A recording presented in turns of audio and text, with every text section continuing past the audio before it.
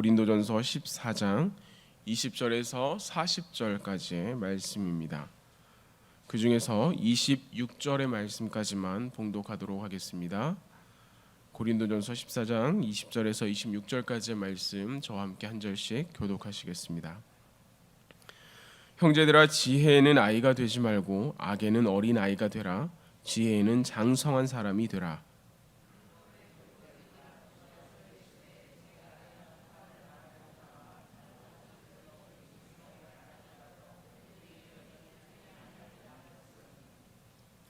그러므로 방언은 믿는 자들을 위하지 아니하고 믿지 아니하는 자들을 위하는 표적이나 예언은 믿지 아니하는 자들을 위하지 않고 믿는 자들을 위함이니라.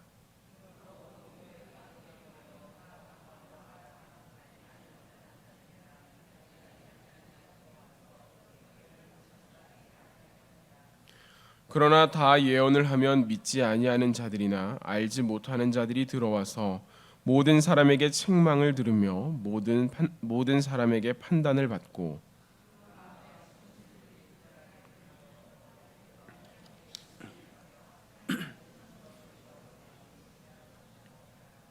함께 읽겠습니다. 그런즉 형제들아, 어찌할까? 너희가 모일 때에 각각 찬송시도 있으며 가르치는 말씀도 있으며 계시도 있으며 방언도 있으며 통역함도 있나니 모든 것을 덕을 세우기 위하여 하라. 아멘. 오늘의 본문은 그 시작에 지혜에는 아이가 되지 말고 악에는 어린 아이가 되라. 지혜에는 장성한 자와 같이 되라. 이렇게 말하고 있습니다. 이 말씀을 시작하면서 하나님께서는 우리에게 지혜로워야 한다라고 당부하는 것이라 할 수 있는데요. 이 말씀을 의지해 이 새벽을 구별하여 하나님 앞에 나오고 그 나옴을 말씀과 기도로 채워가시는 여러분에게 하나님의 지혜가 풍성히 임하기를 간절히 기원합니다. 그렇다면 하나님께서 말씀하신 이 지혜가 무엇일까라고 하는 것이 우리에게 남는데요. 성경은 선악과의 사건을 통해서 사람들에게는 이 지혜를 사모함이 있다라고 말합니다. 하와가 뱀의 유혹을 받아 선악과를 발견할 때 그 마음에 어떤 생각이 들었냐면 보암직도 하고 지혜롭게 할 만큼 탐스럽다, 이렇게 말을 해요. 이것을 하와에게 그런 마음이 들도록 뱀이 했던 유혹은 무엇이었냐면 하나님과 같이 되어 선악을 알게 될 것이다, 이렇게 말했습니다. 하나님과 같이 되어 선악을 알게 되는 것, 이것을 지혜다라고 말하고 있다라는 거예요. 이 말을 들은 하와의 마음에 저것이 나를 지혜롭게 할 것 같다라고 표현해요. 이것이 시간이 지나 솔로몬의 때에 이르면 다윗 왕이 죽고 나서 이스라엘의 왕이 된 솔로몬이 하나님 앞에 1000번째의 제사를 드리게 됩니다. 그러한 솔로몬을 보고 하나님께서는 기뻐하시며 그에게 찾아와 말씀하세요. 내가 너에게 무엇을 해줄까? 내가 너에게 어떻게 은혜를 줄까? 그랬더니 솔로몬이 하나님께 대답하는 것이, 하나님, 저는 작은 아이입니다. 선악을 분별할 줄 모릅니다. 이렇게 말을 해요. 그러면서 동시에 듣는 마음을 주셔서 선악을 분별하게 하옵소서, 이렇게 하나님 앞에 간구하죠. 그랬더니 하나님께서 하시는 말씀이 너무 기뻐하시면서 내가 다른 것이 아니라 지혜를 구했으니 내가 너에게 지혜와 명철을 주겠다, 이렇게 약속해요. 그리고 그 이외에 다른 하나님의 은혜들도 그에게 함께 주십니다. 이 두 가지의 이야기를 정리해 보면 지혜라고 하는 것은 선악을 분별할 줄 아는 마음입니다. 하나님께서는 이 지혜에는 우리가 어린아이가 아닌 장성한 자가 되어야 한다라고 말을 하는 것이죠. 이제 우리에게는 선악을 분별하여 하나님의 뜻을 잘 알고 그 하나님의 말씀을 실천해야 하는 지혜로워야 할 책임이 있다라고 하는 것입니다. 왜냐하면 하나님께서 그렇게 말씀하셨으니까. 우리는 우리의 삶 가운데서 하나님의 뜻이 무엇인지를 분별해내야 하고 그것을 위해 하나님께 나아가야 할 신앙적인 책임이 놓여 있다라고 하는 것이에요. 그 이유는 교회는 단지 하나님 앞에만 서 있는 것이 아니라 세상 가운데서도 함께 서 있기 때문입니다.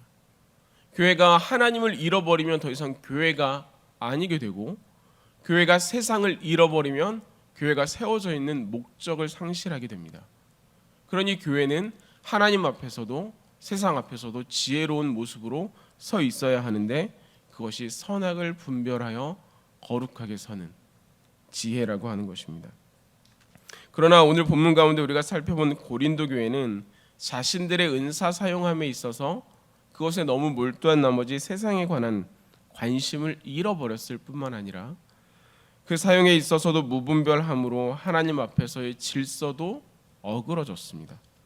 한 예로 성경 가운데 표현하는 것은 그 안에는 방언과 예언이 난무하고 있었다라고 표현합니다. 어지러운 은사 사용이 그 가운데 나타나다 보니까 그들의 이 은사 사용함이 하나님을 영광스럽게 하나님을 나타내고 높이는 것이 아니라 각자의 영향력을 드러내는 데 사용되었다라는 거예요. 말 그대로 무질서했으며 자신의 목소리를 높여 다른 사람과 다투기도 했던 것이 이 교회 안에 나타났던 모습이었습니다. 그래서 사도 바울은 오늘의 본문을 통해서 고린도 교회와 또한 우리에게 교회 안의 질서를 어떻게 세워가야 하는가 말해주고 있는 것입니다. 방언과 예언이 무엇입니까? 우리는 어제 19절까지의 말씀을 나누면서 이 방언과 예언의 구분 그 자체의 특성에 대해서 한번 살펴보았습니다. 오늘 드리는 구분은 그 사용 방법이 어떻게 차이가 있느냐라고 하는 것입니다. 22절 하나님의 말씀 같이 한번 읽어보기 원합니다. 고린도전서 14장 22절입니다. 그러므로 방언은 믿는 자들을 위하지 아니하고 믿지 아니하는 자들을 위하는 표적이나 예언은 믿지 아니하는 자들을 위하지 않고 믿는 자들을 위함이라. 이것은 23절에서 24절의 말씀도 같이 읽어보아야 하는 내용이긴 하는데요.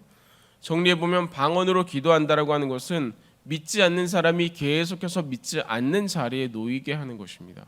말이 표현이 좀 이상하고 어렵기도 한데 믿지 않는 사람으로 하여금 믿지 않는 자리에 놓이게 한다.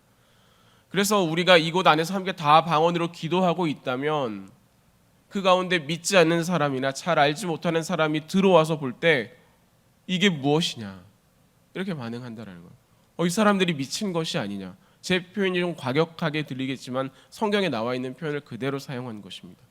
이 사람들이 미친 것이 아니냐 이렇게 반응하고 오히려 하나님께 나오기보다는 뒤돌아 나아가는 것에 쉽다라고 이야기하는 것이에요. 반대로 예언은 믿는 자들을 향한 표적이다라고 말하는 것이 믿는 자들을 깨우쳐 더욱 하나님의 뜻 안에 설 수 있게 돕는다라고 말합니다. 뿐만 아니라 믿지 아니하는 자들도 이 예언의 말씀을 통해서 자신을 돌아보고 하나님 앞에서 자신의 모습을 온전하게 할 수 있게 하기 때문에 믿지 아니하는 자도 믿는 자리로 나올 수 있게 하는 것. 그래서 믿는 자들을 위한 표적이다라고 말을 하고 있습니다. 여기에서 우리가 오해하지 말아야 할 것은 그렇다고 예언이 방언보다 좋은 것이라거나 방언이 못한 것 이렇게 생각하면 안 된다라고 하는 거예요. 사도 바울이 이렇게 이야기하고 있지만 사도 바울은 본인 스스로도 내가 다른 사람보다 더 방언으로 기도하는 것에 감사한다라고 우리에게 말해주고 있기 때문입니다. 우리 가운데 신앙의 성장을 돕는 것, 하나님의 뜻 안에 바로 서게 하는 것, 그 도움이 이 방언 가운데도 나타난다라고 하는 것이죠. 다만 공동체 안에서 예배 가운데서 이 은사의 사용에 주의해야 하는 것입니다. 26절의 말씀은 그것을 이렇게 표현하고 있습니다. 그런즉 형제들아 어찌할까? 너희가 모일 때에 각각 찬송시도 있으며 가르치는 말씀도 있으며 계시도 있으며 방언도 있으며 통역함도 있나니 모든 것을 덕을 세우기 위하여 하라. 간단하게 정리하면 우리에게 나타난 다양한 은사의 행함은 덕을 세우는 데 사용되어야 한다라고 하는 것입니다. 이것을 다시 한번 정리해서 우리에게 설명해 주는 내용이 이어서 쭉 나오는데요. 방언을 사용함에 있어서는 다른 사람들이 이해할 수 없기 때문에 우리가 그 비밀을 쉽게 깨달을 수 없기 때문에 통역하는 자가 없이는 공동 예배에서는 사용하지 않는 것이 좋겠다 이야기합니다. 예언을 하는 데도 있어서 하나님의 성령을 따라 그것을 말하지만 질서를 따라 해야 한다라고 말을 해요. 방언으로 기도하는 자 또한 예언으로 선포하는 자들이 교회 안에 여러 사람이 있다고 할지라도 한 번에는 두세 사람 이상 하지 않는 것이 이 교회를 위하여서 질서를 위하여서 좋다라고 말하는 것이기도 합니다. 이러한 관점에서 이 고린도 교회 안에 있는 은사 사용자들을 향해 경고하고 있습니다. 그들은 하나님의 은사를 받아 사용함에도 불구하고 말씀 앞에 겸손함이 없고 하나님을 두려워함이 없습니다. 그러다 보니 자기의 말을 하나님의 말씀처럼 여기거나 자기의 생각을 다른 사람보다 나은 것으로 여겨 다른 사람을 무시하는 일도 벌어지고, 하나님의 뜻대로 살아가는 것이 아니라 내 생각을 중심으로 판단하고 살아가는 데 익숙했다라고 하는 것입니다. 따라서 사도 바울은 33절에 하나님은 무질서의 하나님이 아니시요 오직 화평의 하나님이시다 라고 말하며 교회 안에서 잠잠할 것을 명령합니다. 그것이 하나님 안에서의 질서와 세상 안에서의 덕을 세워나가는 것에 도움이 되기 때문입니다. 어제 같은 시간에 덕의 기본은 교회를 세우며 사람을 살리는 것이라 말씀드렸습니다. 그런 점에 있어서 이번 코로나 사태를 지나면서 우리 교회들이 얼마나 더 하나님 앞에 바로 서야 하는지를 깨닫는데 조금 더 도움이 되었다 생각이 되어지는데요. 사람들은 비수보다 더 날카로운 시선으로 교회를 바라보기 시작했습니다. 그 안에는 정말로 하나님의 질서가 있는지, 그 안에는 하나님의 평안함이 있는지, 그 안에는 하나님의 품위가 있고 정말로 그 안에는 덕이 있으며 사람을 살리고 있는지 예리한 눈으로 교회를 바라보고 있다라고 하는 것입니다. 이것이 하나의 계기가 되기도 하지만 그보다 더욱 본질적으로 우리는 그리스도인이기 때문에 하나님 앞에 바로 서기에 힘써야 합니다. 성도들 안에서도 서로의 품위와 질서를 지켜 행하며 우리의 예배가 하나님께 드려짐을 기억하고 우리의 모든 판단과 행함이 하나님의 뜻 안에 있는지를 살펴야 한다라고 하는 것입니다. 이를 위한 힘씀은 그저 우리 안에 머물지 않고 세상 속에서의 그리스도인의 모습, 이 지역 안에서의 성민교회의 모습으로 나타나는 것입니다.